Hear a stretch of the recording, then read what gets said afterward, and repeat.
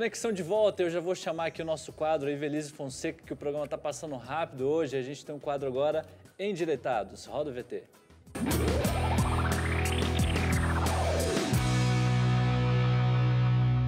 Olá, pessoal do Conexão Jovem. Se você, como cidadão e cidadão jovem como eu, não anda satisfeito com as situações que o nosso país se encontra, eu vou compartilhar aqui uma curiosidade. Existe um texto de João Ubaldo Ferreira, é assim que dizem por aí, onde ele foi procurar a matéria-prima do nosso país. E ao procurar, ele foi perceber se era um dos presidentes que passaram na nossa história. Ele foi se olhar no espelho e encontrou a matéria-prima do país. Se há direito de manifestação, por você ser cidadão, se manifestar é seu direito de liberdade de expressão. Por ser pessoa e faz parte da sua essência, você poder falar, você poder se manifestar e dizer a sua opinião sobre as situações em que nós nos encontramos. Mas você sabe exatamente por que tem se manifestado? Sabe exatamente o que tem acontecido? Como cidadão, é essencial que você se apegue às informações, esteja atento ao desenvolvimento do nosso país, saiba o que significa democracia. Já leu a Constituição Federal? Essa é a nossa Carta Magna, chamada como a Lei Maior, onde traz os seus direitos, mas também seus deveres. Por isso, no ato de se manifestar, mais do que protestar, bater panelas, ir às ruas, sua vida precisa ser coerente como cidadão. Você, quando se manifesta, está exercendo o seu direito, mas seu direito, quando esbarra, na verdade, no direito do outro, gera efetivamente o dever de respeito e a obrigação de perceber o que as leis dizem. Se você quer se manifestar, presta atenção como cidadão. Saiba o porquê está se manifestando. Que sua conduta como cidadão no meio universitário, na sua família, como cidadão de uma instituição religiosa, como profissional brasileiro, que seja coerente com a sua manifestação. E dessa maneira, quem olhar para você saiba exatamente que você é a cara do nosso país. Se não está bom para você, já se olhou no espelho? Já sabe o que você pode fazer de diferente? Como cidadão, no direito de liberdade de expressão, tome cautela com o que você for dizer e como se manifestar. Todo direito gera uma responsabilidade e, quando exercido de maneira exacerbada, ultrapassando limites, pode gerar para você também certas represálias. O direito de manifestação é pleno, a cidadania deve ser exercida, mas como cidadão, que você seja coerente e ético onde você estiver. É disso que o nosso Brasil precisa. Você e eu somos a matéria-prima deste país. Independente de governo, será que nós temos mostrado para as pessoas que estão ao nosso redor que vale a pena ser brasileiro? Eu espero você no nosso próximo encontro.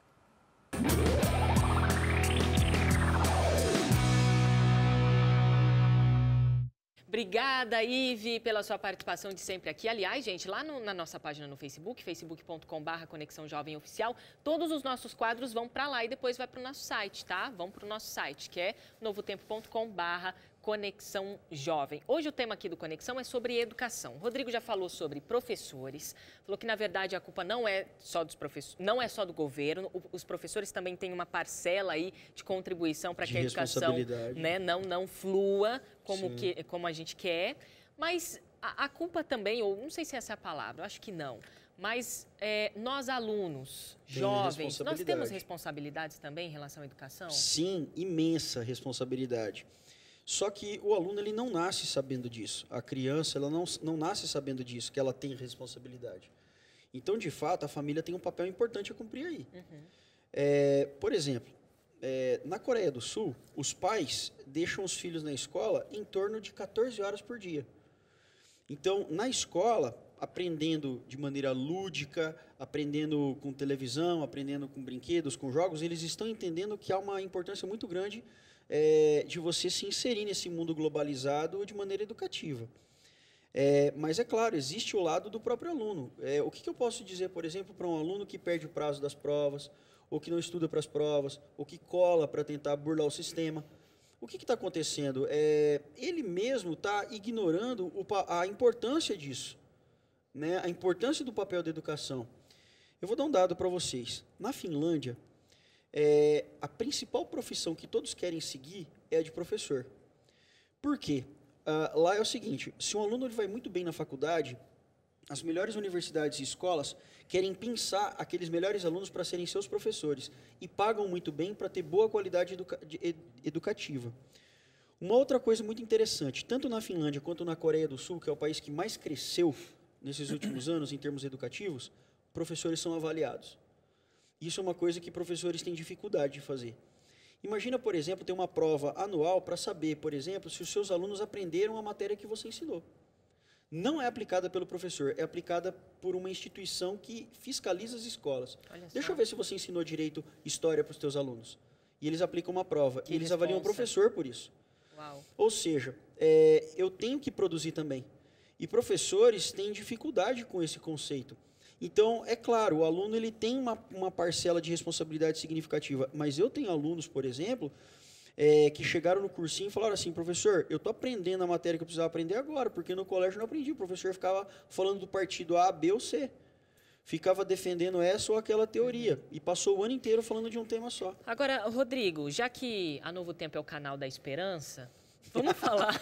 Boa, de esperança. Vamos falar de esperança. Existe esperança para a nossa educação, pelo amor de Deus? Existe sim. Bom, primeiramente, a gente tem que entender o seguinte, que no mundo globalizado que nós estamos vivendo, os professores precisam começar a administrar suas carreiras de maneira empresarial. Veja bem, muitos professores... Veja bem, se eu fosse pedir um aumento de salário para o meu patrão poderia fazer 2 perguntas para mim. Você agregou algum valor à empresa? O que você fez melhorou as condições da empresa de alguma maneira? E segundo, tem alguém no mercado te procurando? Veja, olha que interessante, a escola é uma das poucas instituições que não foram alteradas nos últimos 300 anos. Ela continua tendo o mesmo perfil. Desde a Revolução Industrial no século XIX, a gente tem o mesmo perfil, professor-alunos. Os hospitais mudaram, a rede hoteleira mudou, as empresas mudaram, a sala de aula não. Os professores querem ganhar mais ensinando do mesmo jeito que eles ensinavam há 250 anos atrás. Não, eu preciso fazer algo diferente. Imagina, você tem professores hoje que não sabem usar um computador. É claro, nada substitui o cuspe e o giz. Nada substitui. Mas a gente precisa ter professores que leiam, entende? Que leiam mais, que se informem, que tragam vídeos atualizados para a sua aula, que se atualizem, isso é muito importante. E eu não estou falando daquela atualização que todo colégio faz no começo de ano, que eles falam de reciclagem. Professor não é lixo. Tá? Ou eles falam assim, não, é capacitação pedagógica, porque nós temos um bando de gente incapacitada. Não. Nós vamos fazer o seguinte, nós vamos fazer uma reunião, um ciclo de estudos e debates. Por que ninguém faz isso? E aí toda reunião pedagógica é a mesma coisa. Vamos falar de como nós vamos avaliar, precisamos rever a maneira como nós avaliamos, ninguém dá uma ideia. Nenhum país fez a Revolução Industrial tendo as reuniões pedagógicas que a gente tem no Brasil. Entende? Então, existe toda uma estrutura que está equivocada, mas tem solução? Tem. O professor vai ter que mudar, vai ter que ser o primeiro a mudar isso. Os professores. Não dá para esperar pelo governo, não dá para esperar pelo governo nem pelos alunos. Porque para a estrutura mudar de cima para baixo, ela vai ter que passar por muitas instituições. E os alunos não vão criar essa consciência sozinhos. Então, o professor realmente vai ter que ser o ponto de partida disso. Dentro daquilo que é colocado para ser seguido, né, pelos órgãos que você falou, né, do Ministério da Educação, da Cultura, você tem que seguir aquela linha educacional, né, de conteúdo. Dentro disso, o professor ele tem liberdade, a escola tem liberdade de abordar uma educação diferenciada? Para alguns temas, para alguns temas, sim. Para alguns temas, sim. Por exemplo, uma vez, eu quero deixar bem claro o seguinte, eu não sou exemplo para ninguém, nem para nada. Eu estou aqui para dar ideias. E as pessoas são completamente abertas a discordar de tudo que eu estou dizendo. Vou dar um exemplo para vocês. Uma vez eu fui dar aula de Revolução Industrial para os meus alunos. Era um ambiente diferente. Estava dando aula num colégio interno. Os alunos podiam sair da sala de aula e depois se trocar se eles quisessem. Eu peguei um balde, furei esse balde e eles tinham que encher esse balde de água. Eles tinham que produzir. Eles tinham que encher o balde de água até um tanto. E eles tinham que fazer isso em equipe. Então, o que eu fiz? Eu ensinei divisão do trabalho. Então, para poder produzir mais, eles tinham que fazer um trabalho em equipe. Só que alguém tinha que ficar segurando o balde e essa pessoa se molhou. Poxa, foi super divertido, porque eles entenderam que uma pessoa fazendo todo o processo sozinha, ela levava muito mais tempo do que uma equipe. Poxa, foi uma ideia, entende? Alguém pode pegar isso, aprimorar e fazer algo muito melhor na sala de aula. Dá para você fazer enchendo bexiga, por exemplo. Bota uma pessoa para encher 10 bexigas e ver quanto tempo ela leva. Agora bota 10 pessoas, cada uma enchendo uma bexiga. Então, existem mecanismos que eu posso criar para desenvolver minhas capacidades cognitivas. Eu queria dar um outro adendo a isso.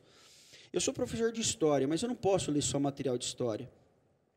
Existem livros que eu preciso ler para me gerar ideias. Se você compra aquelas revistinhas Coquetel que tem desafios matemáticos, você estimula uma parte do seu cérebro que está enferrujada.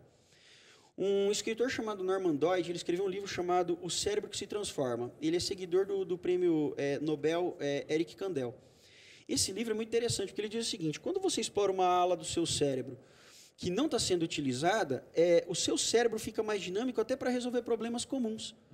Então, veja bem, eu não posso... eu sou professor de história, eu vou ler só história. Negativo, vou ler biologia, vou ler química, vou ler coisas sobre o cérebro. Ampliar, né? Eu preciso ampliar. Hoje em dia, eu sou formado em História, essa é minha formação. Eu não posso só dar aula de História. Hoje eu sou professor de Humanas. Eu tenho que ter leitura na área da filosofia, eu tenho que ter leitura na área da sociologia, eu tenho que ter um mínimo de conhecimento de língua portuguesa para não errar o que eu estou escrevendo no quadro. Eu já vi vários professores de muitos anos lecionando, escrevendo com erros de português no quadro. Você escreve uma coisa errada, você está ensinando, e depois para consertar aquilo é um trabalho imenso. E cair em descrédito com os alunos e tudo mais. Sim, exatamente. Então, você pergunta para um aluno, por que você está fazendo assim? Porque eu aprendi desse jeito. Então, existe todo um caminho que precisa ser percorrido e não tem outro jeito. Eu gostaria de chegar para vocês e falar assim, pessoal, existe uma fórmula mágica, a fórmula é essa e a educação vai ser resolvida assim. Não existe isso. O único caminho viável para a gente consertar a situação da educação é muito, muito, muito trabalho. Hoje o professor ele tem que caçar vestibulares por todo o país para resolver problemas de todos os vestibulares. Ele tem que ter um site na internet para poder facilitar. Ah, mas isso vai dar muito trabalho, isso não paga o meu salário. Ninguém está perguntando isso. Hoje você tem que agregar valor à sua empresa. Hoje você é o seu capital. Eu sou o meu capital. Tá? Então, eu acredito que existem mecanismos para a gente melhorar assim. Mas que o PLIM tem que ser com o professor. Tem que ser com o professor mesmo, não tem outro caminho. Muito bem, o tema de hoje é muito importante e você está inserido dentro disso tudo, que é a educação. E a educação no Brasil, ela precisa ir para frente e nós jovens, temos uma parcela também em relação a isso. Se ela está indo mal, se ela está indo bem. Os professores também têm a sua parcela e o governo, é claro, a sua parcela. Se a gente juntar essas forças, aí com certeza o nome disso será sucesso, uma educação eficiente. Nesse momento tem música aqui no Conexão para a gente dar uma arejada no nosso sistema cognitivo aí, para a gente poder voltar de novo aqui com a discussão aqui do Conexão. Música para você.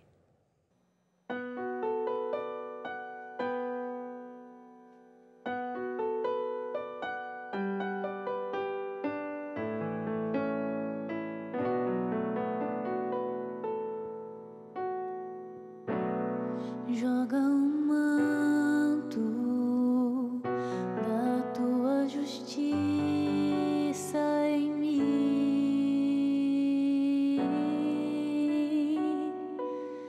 Quero tocá-lo e tuas bênçãos sentir.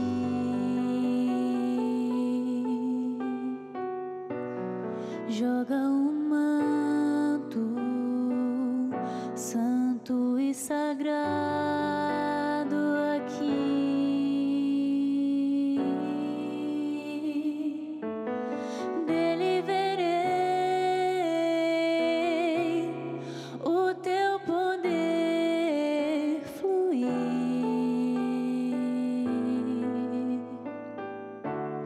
Joga um manto, Senhor, me deixe na minha vida, eu sei, tu irás restaurar. Tenho fé em ti, sei que me podes curar toda enfermidade.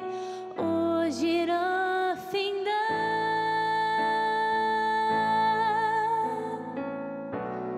Joga um manto da tua justiça em mim. Quero tocá-lo e tuas bênçãos sentir.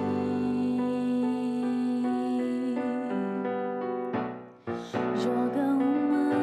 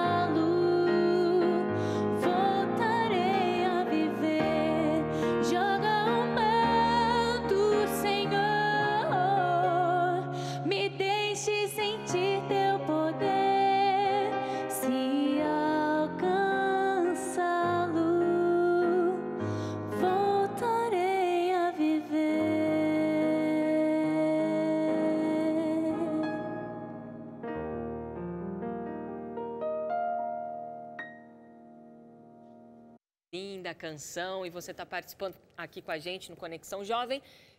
facebook.com/Conexão Jovem Oficial, vários comentários, você está dando aí seu pitaco, né? Como o Chapolin gostou que eu falei. Não dá pra gente ler todos os comentários aqui, mas às vezes a gente vai mandando um abraço, embora já esteja no finalzinho desse bloco. Com certeza. Acabou o tempo aqui, o negócio passa rápido, viu, Rodrigo? É verdade. O Rodrigo... Ainda bem, né? Dura quando não passa. Não, o Rodrigo fala super bem, quando é o uma papo pessoa é bom, bem passa tranquila. Você já parou para reparar bastante. que toda vez que você entra numa sala de aula e o professor entra ali, você quer ser surpreendido? Ninguém quer ter uma aula ruim. E o aluno vai, assim, para a sala... Ele vai querendo. Ele vai querendo alguma coisa, mas daí, Sim. assim, quando a aula é muito chata, ou, por exemplo, olha o PowerPoint aqui, né? Sim. Beleza, nada contra, mas ficar lendo aquilo, Sim. ou ficar com uma aula maçante, Não. e Cê ainda quer corrigir destruir o sua aluno, aula? ainda Nossa. corrigir o aluno se ele dormiu, se ele conversou, Você quer destruir uma aula? Quer destruir uma aula? Duas coisas. Escreva texto no quadro e bote texto no PowerPoint. Você destrói a sua aula. Porque isso prova que você não tem a menor segurança do que você está dizendo. Professores que têm sérios problemas de conseguir transmitir seu conteúdo, não tem conteúdo, eles escrevem muito no quadro. Você pode escrever, deve usar o quadro.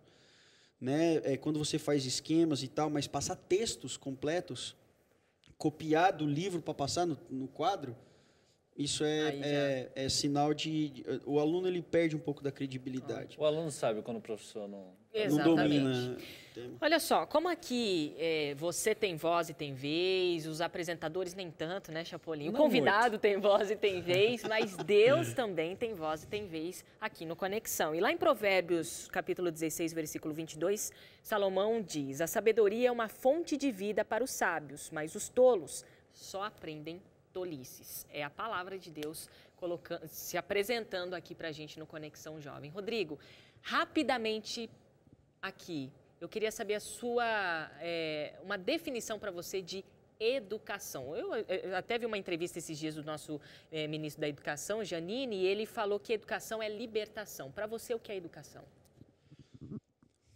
Puxa vida.